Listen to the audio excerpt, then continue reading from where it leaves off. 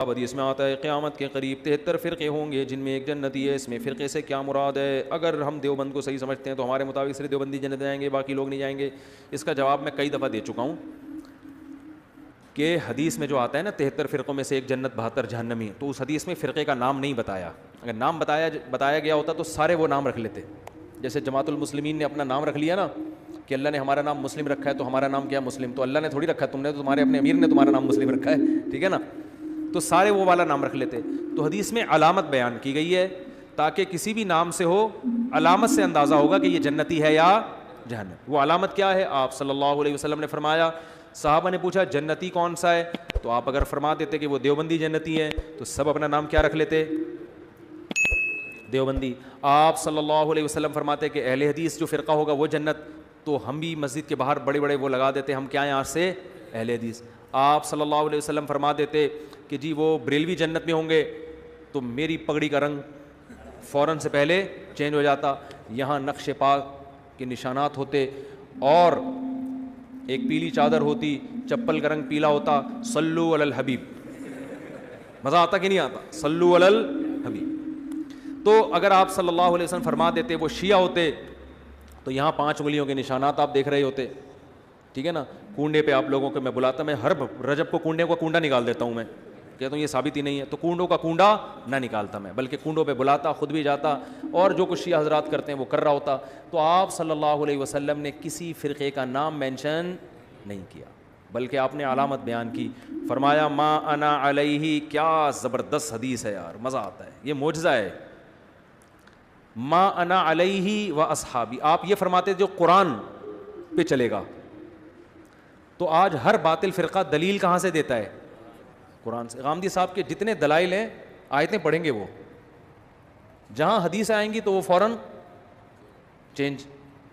تو آپ صلی اللہ علیہ وسلم قادیانی بھی قرآن سے نکالتے ہیں, جتنے لوگ ہیں نا, کیونکہ اگر قرآن ہی کو نکال دیں گے پھر تو اسلام کا فرقہ ہی نہیں رہے گا نا, کیونکہ وہ فرقے تو اسلام کے میں مسلم کہیں گے نا اپنے آپ کو, تو مسلم کہنے کے لیے بیس تو رکھنی پڑے گی نا قرآن کی.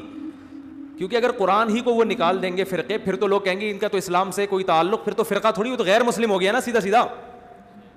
یعنی وہ تو جو غیر مسلم جو اپنے آپ کو سیدھا کہتے ہیں ہم غیر مسلم ہیں, ہندو تھوڑی قرآن سے دلیل دے گا. تو اس لیے آپ نے یہ نہیں فرمایا قرآن سے دلائل دیں, فرمایا نہیں, ما انا علیہ, جس راستے پر میں ہوں,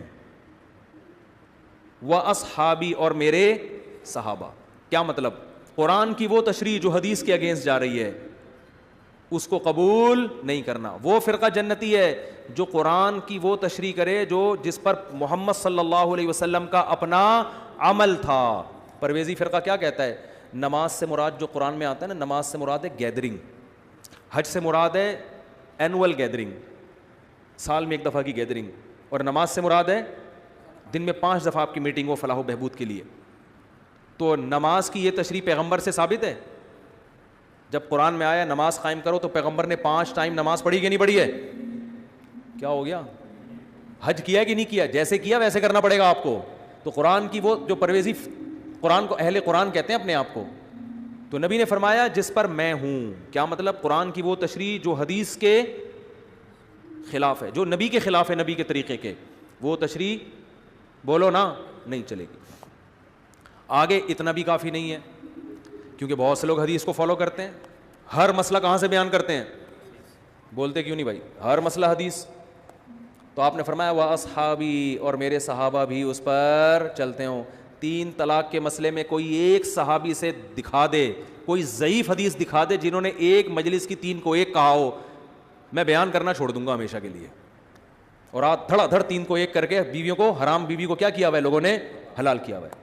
تو نبی نے فرمایا جس پر میرے, اور میں آپ کو بہت سے فتاوی صحابہ کے صحیح سند سے دکھا دوں گا, ایک مجلس میں کوئی 3 دے کر آیا, سب نے کیا فتویٰ دیا؟ 3 کا. حدیثوں کی ایسی تشریح جو صحابہ کی کیا ہو. میں نہیں کہہ رہا اہل حدیث جہنمی ہے, لیکن اہل حدیث کا یہ مسئلہ جو ہے یہ قرآن و حدیث کے بالکل اگینسٹ ہے. تو ما انا علیہ, جس پر میں اور میرے, بولتے کیوں نہیں صحابہ. تو آپ کہو نا میں بس قرآن و حدیث کو مانتا ہوں, غلط. قرآن حدیث کے ساتھ کس کو ملانا پڑے گا؟ صحابہ. وہ قرآن و حدیث جس پر صحابہ نے عمل کیا ہو. اگر وہ صحابہ ہی کے سمجھ میں نہیں آیا تو اس کا مطلب وہ آپ کی اپنی رائے ہے, وہ قرآن و حدیث نہیں ہے. اخپل رائے کو آپ قرآن حدیث کا لیبل لگا کے مارکیٹ میں لانچ کر رہے ہو.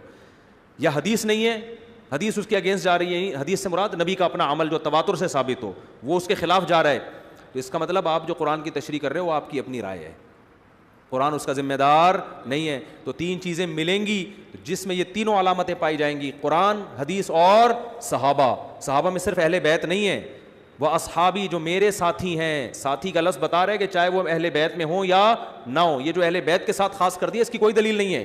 اہل بیت سے محبت ہمارے ایمان کا جزو ہے, ان کو اللہ نے بڑا مقام دیا ہے, مگر جب صحابی کا لفظ آئے گا تو چاہے وہ اہل بیت ہوں یا اہل بیت کے بغیر ہوں. اور صحابہ میں سب سے پہلے حدیث سے پتہ چلتا ہے کہ 4 صحابہ سب سے پہلے ان میں, ابو بکر, عمر, عثمان اور علی, کیونکہ حدیث میں آتا ہے میری اور خلفائے راشدین کی سنت کو لازم پکڑو. تو وہ ایسی تشریح جو خلفائے راشدین نہ کر رہے ہوں وہ بھی غلط ہے, خلفائے راشدین اس کے اگینسٹ جا رہے ہوں وہ بھی کیا ہے, بولتے کیوں نہیں بھائی, غلط ہے. تو صحابہ میں سب سے پہلا مقام کس کا ہے, خلفائے راشدین کا, حضرت ابو بکر کا, عمر, عثمان اور علی رضی اللہ عنہم اجمعین. ان کے فیصلوں کا بڑا اعتبار ہے. تبھی ائمہ اربعہ جو ہے نا, چاروں امام ابو حنیفہ, مالک, شافعی, امام احمد حنبل, انہوں نے صحابہ کے عمل کو بہت فوکس کیا ہے. کوئی حدیث کی ایسی تشریح نہیں کی ہے جو صحابہ کے بالکل اگینسٹ جا رہی ہو. آج کل لوگ ہیں اٹھ کے بس کہتے ہیں ہم اماموں کو نہیں مانتے, ہم تو قرآن حدیث کو مانتے ہیں. تو آپ کے وہ اصول ہی نہیں ہے جو قرآن و سنت نے بیان کیے ہیں. تو جس میں یہ 2 علامتیں پائی جائیں گی, نبی نے فرمایا وہ فرقہ کیا ہے, جنتی. اب وہ چاہے کسی بھی نام سے, وہ دیوبندی میں بھی ہو سکتے ہیں, وہ بریلوی میں بھی ہو سکتے ہیں, وہ اہل حدیث میں بھی ہو سکتے ہیں, وہ کسی میں بھی ہو سکتے ہیں.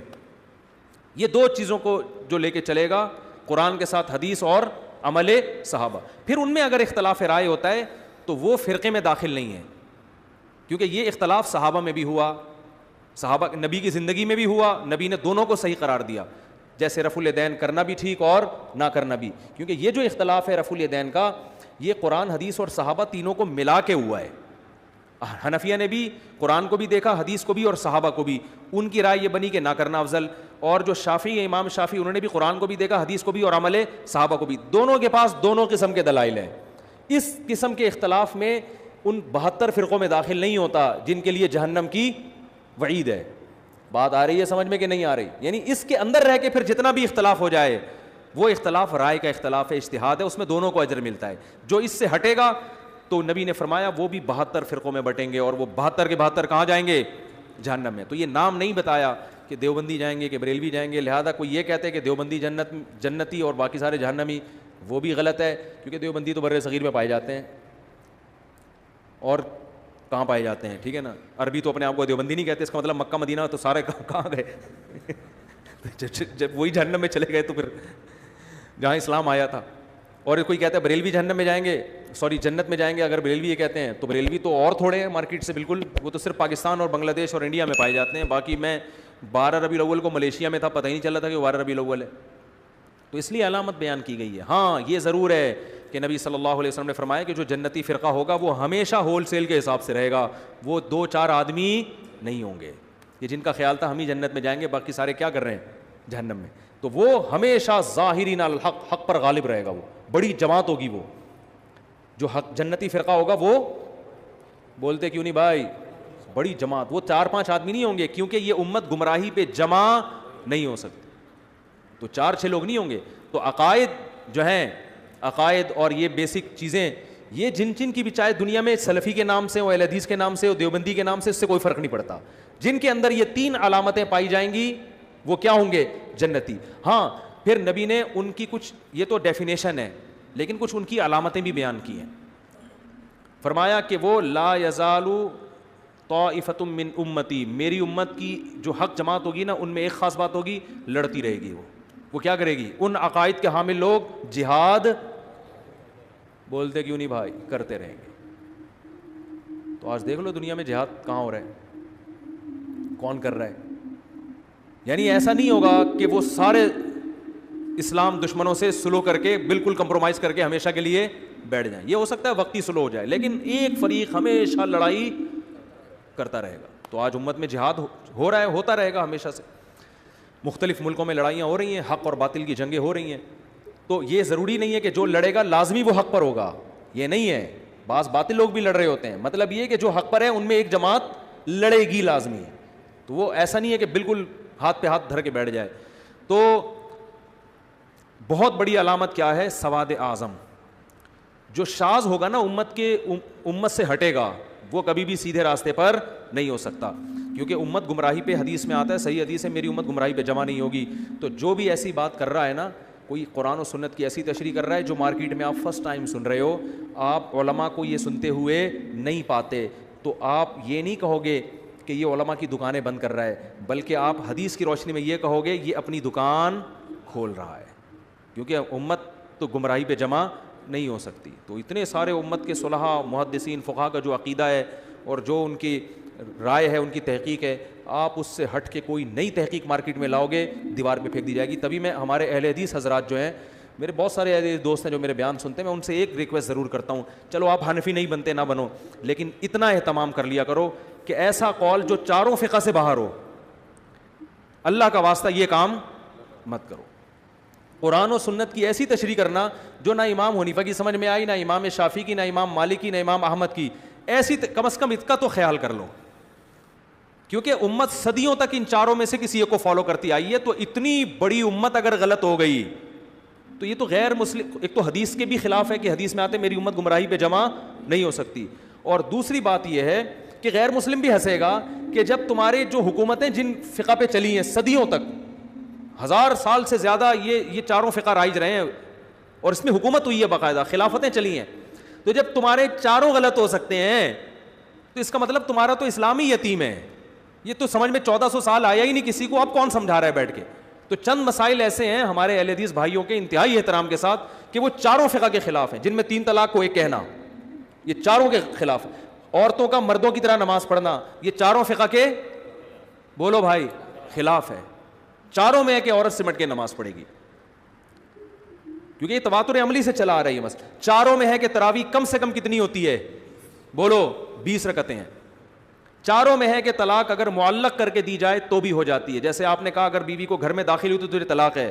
چاروں فقہ میں ہے کہ اگر گھر میں داخل ہوئی تو طلاق ہوگی, قسم کا کفارہ نہیں ہوگا. بعض اہل حدیث کہتے ہیں قسم کا کفارے سے کام چل جائے گا, ایسا نہیں ہے, گھر میں داخل ہوگی تو, اور یہ ریورس نہیں ہو سکتے یہ الفاظ ڈیورس کے. تو اس طرح چند مسائل ایسے ہیں کہ اگر اہل حدیث حضرات اس میں اپنی رائے اجماع امت سے نہ ہٹائیں تو یہ ان کے لیے بھی بہتر ہے, اور امت جو ایک اختلاف, اسی طرح جو ہر قسم کے موضوع پہ مسا کر لینا, کچھ بھی پاؤں پہ چڑھا لیا مسا, یہ بھی نہیں ہوتا.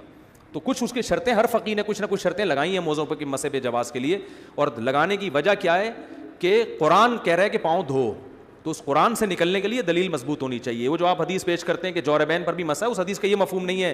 حدیث میں خفین کو بھی جورب کہا گیا ہے, کیونکہ عربی زبان میں خفین پر بھی جورب کا اطلاق ہوتا ہے. تو آپ حدیث کی ایسی تشریح کیوں کر رہے ہو جو پوری امت نے نہیں کی؟ تو وہ تو یہ جو پرویزی لوگ ہیں نا, جو منکرین حدیث ہیں, یہ بھی تو قرآن سے کہیں نہ کہیں نکال لیتے ہیں نا.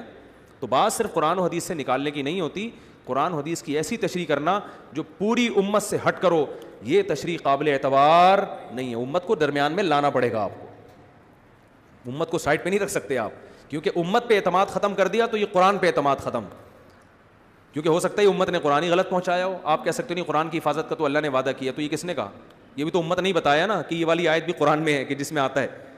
تو اجماع امت اس امت میں بہت بڑی دلیل ہے, کیونکہ یہ امت گمراہی پہ جمع نہیں ہو سکتی. وجہ کیا ہے کہ نیا نبی نہیں آ سکتا. اب یہ امت من حیث الامہ معصوم ہے, کیونکہ پہلی امتیں گمراہی پہ جمع ہوتی تھی, نیا پیغمبر آتا تھا. اب نیا پیغمبر نہیں آئے گا. اب امت اگر گمراہی پہ جمع ہو گئی تو قرآن پہ بھی اعتماد ختم, بخاری پہ بھی, مسلم پہ بھی, سب کتابوں پہ اعتماد کیا ہو جائے گا؟ ختم. کہ یار ان سے اگر یہاں غلطی ہوئی ہے تو ہو سکتا ہے قرآن نقل کرنے میں غلطی ہوئی ہو. تو ہمیں ہمارے نبی نے پہلے ہی بتا دیا بھائی امت میں 2-4 لوگ تو غلط ہو سکتے ہیں, پوری امت غلط ہو جائے یہ میری امت میں ایسا اللہ ہونے نہیں دے گا. تو صدیوں سے جو مسائل اتفاقی چلے آ رہے ہیں نا, تو ان کو کم از کم اتفاقی رہنے دیا جائے. اور ہمارے کسی اہل حدیث بھائی کو ان مسائل میں اگر وہ سمجھتے ہیں کہ نہیں قرآن حدیث کی دلیل مضبوط ہے, عورت کو چاہیے مردوں کی طرح نماز پڑھے, 3 طلاقیں 1 ہوتی ہیں, تراویح 20 کے بجائے 8 رکعتیں ہوتی ہیں, یہ اجماعی مسائل میں وہ جہاں بھی کوئی بڑے عالم ہوں تو میں بیٹھنے کے لیے تیار ہوں. لائیو کیمرہ چلا دیں, میں ان سے اس میں قرآن و سنت کی روشنی میں ڈسکشن کروں گا. کتنی بڑی بات کر دی میں نے. آپ کہتے نہیں ہم تو قرآن حدیث کو مانیں گے, اماموں کو نہیں مانیں گے, تو چلو قرآن حدیث ہی پہ بات ہوگی. میں بیٹھوں گا آپ کے سامنے, لائیو کیمرہ چلے گا اور ہم لائیو چلائیں گے, لوگ دیکھیں گے کہ دلائل کی دنیا میں چاروں اماموں کا مذہب مضبوط ہے یا آپ کی رائے. 8 رکعت تراویح میں میں ثابت کروں گا کہ یہ صحابہ کا مسلک بولو بھائی نہیں ہے. 3 طلاقوں میں ثابت کروں گا کہ قرآن و سنت سے 3 ثابت ہوتی ہیں. خواتین اور مردوں کی نمازوں میں جو سمٹنے کا مسئلہ ہے وہ بھی میں ثابت کروں گا. بات آ رہی ہے سمجھ میں؟ تو ہم بیٹھ جاتے ہیں کہیں بھی, لیکن اس میں ہوتا یہ کہ ہر چھوٹا موٹا آدمی اٹھ کے نا اپنے آپ کو مشہور کرنے کے لیے آ جاتا ہے کہ میں لائیو کیمرے میں آپ سے مناظرے کے لیے تیار ہوں. اس کا نقصان یہ ہوتا ہے کہ دنیا میں بعض دفعہ کوئی کسی کو جانتا نہیں ہے تو وہ کسی مشہور آدمی کے ساتھ بیٹھ کر اپنے آپ کو مشہور کرا دیتا ہے. کہتے ہیں مناظرہ جیتیں ہاریں چکر میں تو ڈال دیا نا, مشہور تو ہو جائیں گے, لوگ کہیں گے وہی جا رہا ہے جو مفتی صاحب کے ساتھ بیٹھا ہوا تھا. تو اس لیے اس میں اصول یہ ہوتی ہے کہ وہ ان کا کوئی ذمہ دار آدمی ہو. اور میں مناظر ہوں نہیں, میں کوئی پھڈے باز نہیں ہوں, میں تو آرام سے محبت سے بیٹھ کے بات کروں گا. تو آپ دیکھیں گے کہ دلائل کی دنیا میں جو چاروں فقہا کا مذہب ہے وہ کیا ہے, وہ مضبوط ہے. تو عورتوں مردوں کی نماز میں جو آپ کہتے ہیں نا کہ حدیث نہیں ہے, حدیث اور بہت سارے مسائل میں نہیں ہے, لیکن آپ اجماع امت کی وجہ سے ان کو مانتے ہو. تو یہاں بھی آپ کو اجماع امت کی وجہ سے ماننا پڑے گا کہ عورت کو سمٹ کے نماز کا حکم ہے اور مردوں کی طرح نماز پڑھے. آپ کو اجماع امت کی وجہ سے ماننا پڑے گا. باقی پھر ہمارے اہل حدیث بھائی ایک بات کرتے ہیں کہ یہ دکھاؤ حدیث میں کہ عورت سینے پہ ہاتھ باندھے گی, عورت رکوع یوں کرے گی, عورت دونوں پائیں دائیں طرف نکالے گی. ہر جزیے کا ذکر نہیں ہے. جب سمٹ کے نماز پڑھنا ثابت ہو گیا تو سمٹنے کی تفصیل ہر فقیہ نے اپنے حساب سے بیان کی ہے. اس میں ہر جزیے پر الگ سے دلیل کی ضرورت نہیں ہوتی. کسی نے کہا سمٹنا اس کو کہتے ہیں کہ پاؤں یوں نکالے, کسی نے کہا سمٹنا اس کو کہتے ہیں. تو سمٹنا ثابت اجماع سے ہوتا ہے, باقی سمٹنے کی کیفیات میں اجماع نہیں ہے. وہ ہر فقیہ ہر مجتہد نے اپنے حساب سے بیان کیا اس کو. آپ تو کہتے ہو بالکل مردوں کی طرح چوڑے ہو کر نماز پڑھے گی, یہ نہیں ہے. میں سمجھا پا رہا ہوں اپنی بات کہ نہیں سمجھا پا رہا. تو جو اجماعی مسائل ہیں اہل حدیث بھائیوں سے انتہائی احترام کے ساتھ کہ کم از کم, اور الحمدللہ کچھ اہل حدیث اس پر عمل بھی کرتے ہیں. میرے جاننے والے وہ کہتے ہیں ہم اپنے بچوں کو بتاتے ہیں کہ بھائی ہمارے کوئی مفتی اگر فتویٰ دینا اور وہ چاروں فقہ سے باہر نکل رہا ہو اس کو فالو مت کرو. میں نے خود اہل حدیث سے سنا, وہ کہتے ہیں اس لیے کہ یہ چاروں کی سمجھ میں کیوں نہیں آیا, یہ چلو ایک سے غلطی ہوتی ہے, 2 سے ہوتی ہے, تو یہ چاروں کی سمجھ میں ہی نہ آئی, یہ کیسے ہو سکتا ہے. تو بہرحال 73 فرقوں میں جنتی کون ہوگا, نبی نے علامت بیان کی, نام بیان نہیں کیا. وہ علامت کیا ہے, میرے اور صحابہ کے طریقے پر. جو صحابہ کو نہیں مانتے وہ بھی اس سے نکل گئے, جو حدیث کو نہیں مانتے وہ بھی اس سے نکل گئے. کافی ہو گیا, ایک ہی سوال کا جواب بہت ہے, پھر اگلی دفعہ دیں انشاءاللہ. جا سکتے ہیں آپ لوگ. سبحانک اللہم و بحمدک نشہد ان لا الہ الا انت نستغفرک ونتوب الیک. بعد میں بات. انہوں نے مسئلہ پوچھا ہے کہ مولانا الیاس قادری صاحب نے ایک ہیلا بیان کیا ہے نمازی کے آگے سے گزرنے کا طریقہ, اور وہ یہ بیان کیا ہے ہیلا کہ ایک بندہ نمازی کے سامنے آ کے کھڑا ہو جائے, دوسرا آگے سے گزر جائے, ٹھیک ہے نا, پھر وہ سامنے آ کے کھڑا ہو جائے اور یہ یوں گھوم کے گزر جائے. تو وہ ہیلا انہوں نے بیان کیا, اس پہ لوگوں نے بہت مذاق اڑایا ہے, لیکن یہ ہیلا بالکل درست ہے. صحیح ہے نا. ہر چیز جب تک آپ کو علم نہ ہو نا, خام خواہ میں مذاق نہیں اڑانا چاہیے. یہ ہیلا بالکل درست ہے. جو لوگ مذاق اڑا رہے ہیں ان کے پاس علم نہیں ہے. شریعت میں ہیلے اور تدبیروں کی 2 قسمیں ہیں. ایک وہ ہیلے جو بنی اسرائیل کے ہیلے تھے کہ اس سے حرام کو کیا کیا جا رہا ہے, حلال, کہ ہفتے کے دن شکار منع ہے تو انہوں نے کہا جال لگا لو, اتوار کو کریں گے, تو شکار تو ہو گیا نا ہفتے کو, مچھلیاں تو پھنس گئی جال میں. اور ایک ہیلا وہ ہوتا ہے جو ناجائز سے بچنے کے لیے ہوتا ہے کہ آپ کا کام بھی ہو جائے لیکن طریقہ ایسا ہو جو ناجائز نہ ہو. جیسے نبی صلی اللہ علیہ وسلم نے حضرت بلال کو فرمایا, حضرت بلال نے کیا کیا, جو تر کھجوریں تھیں وہ فروخت کی, اچھی کھجوریں, اور اس کے بدلے میں خراب کھجوریں لے لیں زیادہ, یا اس کے بلکس ہوا تھا معاملہ, یہ ہوا تھا, یا خراب کھجوریں دی اور تر لے لیں, مجھے پورا واقعہ یاد نہیں ہے, لیکن اس طرح کیا کہ ایک طرف اچھی کھجوریں تھیں, ان کے بدلے میں خرید و فروخت کا معاملہ ہوا خراب کھجوروں کا, تو خراب کھجوریں زیادہ آ گئیں اور تر کھجوریں کم. تو یہ جو خراب کھجوریں زیادہ آ گئیں یہ وہ سمجھے کہ پروفٹ ہے میرا. بھائی جب آپ مہنگی چیز دیں گے تو سستی چیز زیادہ مل جائے گی نا. تو نبی صلی اللہ علیہ وسلم نے فرمایا ہوا عین الربا, یہ تو خالص سود ہے. تو آپ نے ان کو ہیلا بتایا جس کا رزلٹ یہی نکلا ہے, لیکن طریقہ کیا ہو گیا, جائز. وہ کیا ہیلا بتایا کہ یہ اچھی کھجوریں بازار میں فروخت کرو, کچھ پیسے آئیں گے, ان پیسوں سے خراب کھجوریں لے لو, وہ اتنی مقدار میں زیادہ آئیں گی. تو رزلٹ تو وہی نکلا نا, لیکن پہلے سود کے طریقے پر تھا, اب تجارت کے طریقے پر ہو گیا. ابھی ایسی تجارت ہے جس میں سود نہیں ہے, کیونکہ مارکیٹ میں اچھی کھجوریں مہنگی بکتی ہیں, زیادہ پیسے آئیں گے, ان زیادہ پیسوں سے آپ زیادہ پرانی کھجوریں زیادہ لے سکتے ہیں. سمجھ میں آ رہی ہے بات. تو نمازی کے آگے سے گزرنا منع ہے. اگر کوئی پہلے سے کھڑا ہوا ہو اس کا وہاں سے ہٹنا منع نہیں ہے. صبح شام لوگ یہ کام کر رہے ہوتے ہیں کہ آپ جب نماز پڑھ رہے ہیں سامنے بندہ بیٹھا ہوتا ہے تو سب علماء کہتے ہیں اس کے لیے وہاں سے اٹھ کے جانا جائز ہے. ایسا ہوتا ہے نا, ایک آدمی آپ کے پیچھے سنتیں پڑھ رہا ہے, آپ وہاں سے اٹھ کے کیا کرتے ہو, چلے جاتے ہو. تو منع نمازی کے سامنے سے ہٹنا نہیں ہے, منع کیا ہے, گزرنا. گزرنا اسے کہتے ہیں کہ ایک طرف سے آؤ اور دوسری طرف سے نکلو. تو اب وہ جو الیاس قادری صاحب نے ہیلا بتایا ہے وہ فقہا نے بیان کیا اور بالکل درست بیان کیا ہے کہ آپ گزرنے کے عمل سے بھی بچ جاؤ گے لیکن آپ دوسری طرف چلے بھی جاؤ گے, کیونکہ سترا اگر کوئی آڑ سامنے ہو تو پھر نمازی کے آگے سے گزرنا منع نہیں ہے. تو اس کا یہی تدبیر ہے, یہی طریقہ ہے کہ آپ کو اگر کہیں جانا ہے اور آپ نمازی کے آگے سے گزرنا چاہتے ہیں تو ایک آدمی نمازی کے آگے کھڑا ہو جائے, یہاں گزرنے کا عمل نہیں ہوا, یہ سترے کا کام دے گا, دوسرا وہاں سے کیا کرے, گزر جائے. اب جب یہ گزر جائے گا تو اس کا گزرنا کیا ہو گیا, جائز. یہ واپس نہیں ہٹ سکتا کیونکہ یہ یہاں سے آیا ہے, یہاں سے آ کے اگر ادھر جائے گا تو اس کا عمل بھی کیا کہلائے گا, گزرنا. یہ کیا کرے گا, وہ والا نمازی, وہ والا بندہ جو اس کے آگے سے گزر کے گیا ہے وہ اس نمازی کے سامنے آ کے کھڑا ہو جائے.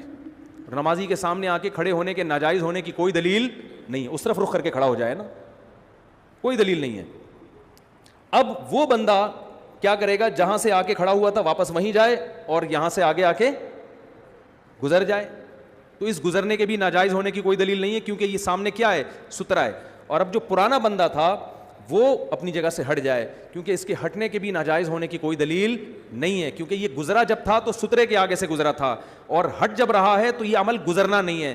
تو جن لوگوں نے اس پہ مذاق اڑایا ہے نا, یہ وہ لوگ ہیں یا تو ان کو پتہ نہیں ہے, میں نے بتایا نا علم کی گہرائی نہیں ہے, تو کوئی بھی کسی کا کسی بھی ٹائم پہ مذاق اڑا سکتا ہے. الیاس قادری صاحب سے مجھے بہت سی چیزوں میں اختلاف ہے, کہ ایسا نہ ہو کہ آپ کہیں کہ میں بھی ان کو پیر مرشد مانتا ہوں, وہ ان کا اپنا ذاتی مسئلہ ہے, وہ ہمارے بریلی حضرات جو مانے وہ ان کا ہیڈک ہے, لیکن یہ جو مسئلہ بیان کیا ہے یہ بالکل ٹھیک بیان کیا ہے. تو اس میں یہی ہیلا ہے, یہی تدبیر ہے جو فقہا بیان کرتے ہیں. اور اس میں جو یہ کہے نا ناجائز ہے تو آپ اس سے پوچھا کریں یہ کون سے اسٹیپ پہ ناجائز ہے, اس میں کون سی چیز ناجائز کیا ہے اور اس کے ناجائز ہونے کی دلیل دو. کیا نمازی کے آگے دوسری طرف منہ کر کے کھڑا ہونا منع ہے, اگر منع ہے تو اس کے ناجائز ہونے کی دلیل دو.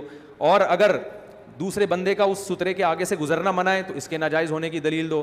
اور اگر آپ یہ کہتے ہو اس کا دوبارہ آ کے کھڑا ہونا منع ہے تو اس کے ناجائز ہونے کی کیا دلیل. تو اس میں مرور کا کوئی عمل نہیں ہو رہا, گزرنے کا عمل نہیں ہو رہا, اور اگر ہو رہا ہے تو سترے کے آگے سے گزرنے کا عمل ہو رہا ہے. اس پورے پروسیس کے مجموعے کے بھی ناجائز ہونے کی کوئی دلیل نہیں ہے. اور اس کے انفرادی بالکل اس کی مثال ایسے جیسے ہمارے اہل حدیث بھائی کہتے ہیں حلالہ کیا ہے, اسلام میں حرام ہے, لعنتی عمل ہے. ہم یہ کہتے ہیں جو حدیث میں جس حلالے کو حرام قرار دیا گیا ہے یہ وہ حلالہ ہے جو پری پلان ہو, معاہدہ کر کے ہو. اگر بغیر معاہدے کے حلالہ ہو رہا ہے تو اس کے حرام ہونے کی کوئی دلیل نہیں ہے بلکہ حلال ہونے کی دلیل ہے. وہ کہتے ہیں 3 طلاق ایک آدمی نے دے دی, اب ایک عورت کسی مرد سے نکاح کرتی ہے, وہ طلاق لے کے ہم بستری کر کے واپس آتی ہے تو ہو تو حرام ہے. بھائی کون سے اسٹیپ پہ حرام ہے یہ؟ ایک آدمی نے بیوی کو 3 طلاقیں دے دی, حرام ہو گئی وہ. یہ عورت عدت کے بعد کسی مرد سے نکاح کر رہی ہے, یہ حرام ہے کیا؟ قرآن نے اجازت نہیں دی جہاں چاہو نکاح کرو, پہلے سے نہیں کر سکتی تو عدت کے بعد جہاں چاہے نکاح کرے. جب اس نے عدت کے بعد کہیں نکاح کر لیا اور اس مرد نے ہم بستری بھی کر لی, اس کے لیے طلاق دینا حلال ہے یا حرام ہے؟ جائز ہے بالکل. بلا وجہ طلاق اچھی چیز نہیں ہے, لیکن کسی وجہ سے دینا بالکل جائز ہے. اور وجہ میں یہ بھی ہو سکتی ہے کہ بھائی یہ میرے ساتھ رہنا نہیں چاہتی بلکہ اس کے بچے ہیں پہلے شوہر سے, لہٰذا یہ اس کے ساتھ رہنا چاہتی ہے. اس بیس پہ بھی اگر کوئی طلاق دیتا ہے تو طلاق اگر کسی معقول وجہ سے دی جائے تو اس کے ناجائز ہونے کی آپ کے پاس کیا دلیل ہے؟ ایک صحابی کی 2 بیویاں تھیں. عبد الرحمن ابن عوف جب ہجرت کر کے گئے, اجنبی تھے, ان کو کوئی عورت نکاح کے لیے نہیں مل رہی. ان صحابی نے عرض کیا کہ ان صحابی نے فرمایا کہ میری 2 بیویاں ہیں, آپ کو نکاح کے لیے کوئی عورت نہیں مل رہی ہے, میں اپنی ایک بیوی کو طلاق دے دوں گا, آپ عدت کے بعد اس سے نکاح کر لیں. بات آ رہی ہے سمجھ میں؟ یہ انصار صحابی تھے. تو عبد الرحمن ابن عوف رضی اللہ عنہ نے فرمایا کہ نہیں اس کی ضرورت نہیں ہے. کچھ دنوں میں ان کو رشتہ مل گیا. تو نبی نے تو یہ نہیں کہا. ایک صحابیہ, بخاری مسلم کی حدیث ہے, نبی صلی اللہ علیہ وسلم کے پاس آئیں کہ میرے شوہر نے 3 طلاقیں دی تھی, میں نے فلاں سے نکاح کیا لیکن وہ ہم بستری پر قدرت نہیں رکھتے اور میں پہلے شوہر کے پاس جانا چاہتی ہوں, کہ تو کیا میں طلاق لے کے جا سکتی ہوں؟ آپ نے فرمایا نہیں, جب تک وہ ہم بستری نہیں کر لیتا آپ پہلے کے لیے حلال نہیں ہو. تو ان صحابیہ نے جو یہ کہا تھا کہ میں طلاق لے کے کہاں جانا چاہتی ہوں؟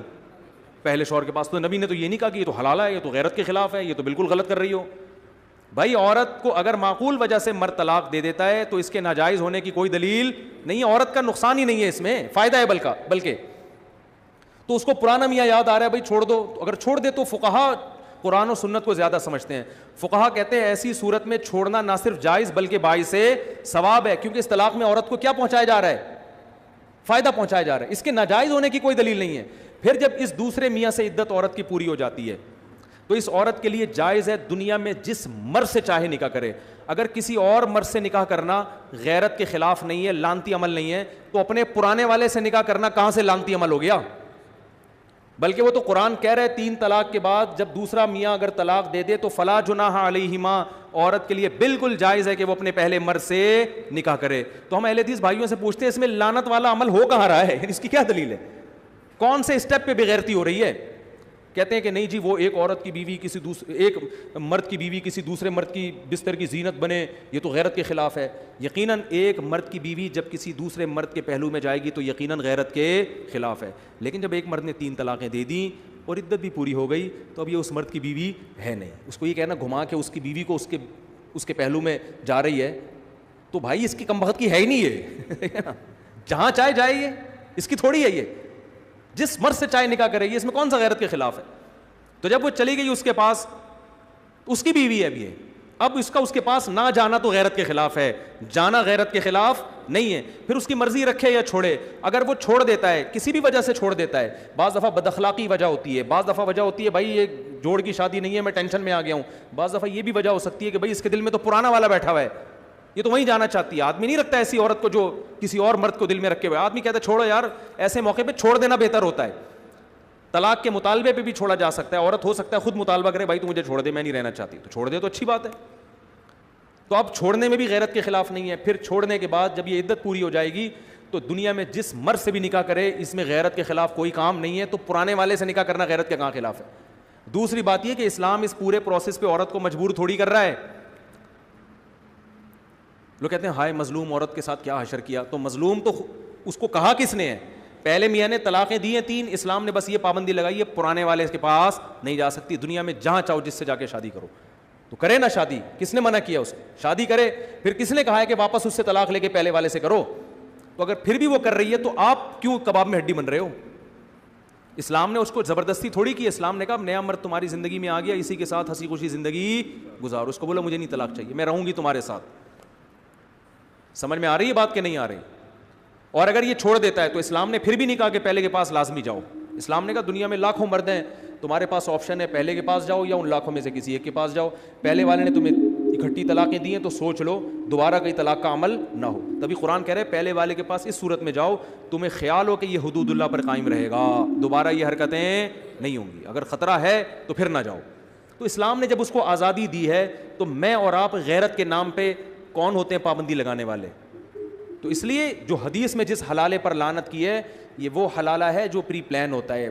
کسی بندے کو کرائے پہ لے کے نا, جیسے کرائے کے بندے کو لے کے اس سے معاہدہ کیا بھائی ہم تیرے سے شادی اس شرط کے ساتھ کر رہے ہیں کہ تو اس سے ہم مستری کے بعد اس کو چھوڑ دے گا, نہیں چھوڑا دے گا ہم تو نہیں چھوڑیں گے. یہ جو ایگریمنٹ ہو رہا ہے یہ بے غیرتی ہے, کیونکہ میاں بیوی کا رشتہ اس طرح کے ایگریمنٹ سے نہیں ہو سکتا. نکاح ہوا ہے تو ہمیشہ کے لیے ہوا ہے, بعد میں اس کی مرضی طلاق دے یا نہ دے. سمجھ میں آ رہی ہے بات کہ نہیں آ رہی ہے؟ تو جیسے ہمارے اہل حدیث بھائی اس جو جائز حلال ہے اس کو بھی بعض دفعہ کہہ دیتے غیرت کے خلاف ہے, حالانکہ اس کے خلاف ہونے کی کوئی دلیل نہیں ہے. تو ایسے ہی بہت سے لوگوں نے اس ہیلے کو کیا کہہ دیا, مذاق اڑایا اس ہیلے کا. یہ تو کچھ بھائی یہ بالکل جائز ہے, اس لیے کہ اس میں شریعت کے حکم کی کہیں بھی خلاف ورزی نہیں ہو رہی. کیوں؟ گزرنے سے منع کیا ہے, وہ بھی سترے کے بغیر, تو بندہ بھی سترا بن سکتا ہے, تو بندے کے آگے سے گزرنا یہ بالکل جائز ہے. تو اگر کہیں جانا ہو کہیں ضروری ہے تو بالکل یہ ہیلہ اختیار کیا جا سکتا ہے, اس میں کوئی گناہ نہیں ہے. سامنے آڑ کھڑی کر کے بھی تو گزرنا جائز ہے نا. اب کوئی کہ یار یہ تو جلدی ہو رہی تھی گزرنا تھا تو لکڑی کھڑی کر کے آگے سے چلے گئے, یہ تو بالکل ناجائز کیا. کیوں ناجائز کیا؟ بھائی لکڑی کھڑی کر کے آگے سے گزرنے پر پابندی ہے ہی نہیں, تو لکڑی ہو یا بندہ ہو بات ایک ہی ہے, اس میں کوئی گناہ نہیں ہے. چلو جی کافی ہوگی. اس زمانے میں علم نہیں ہے, علم میں عمق اور گہرائی نہیں ہے, بس اوپر نالج ہے, سرسری بات.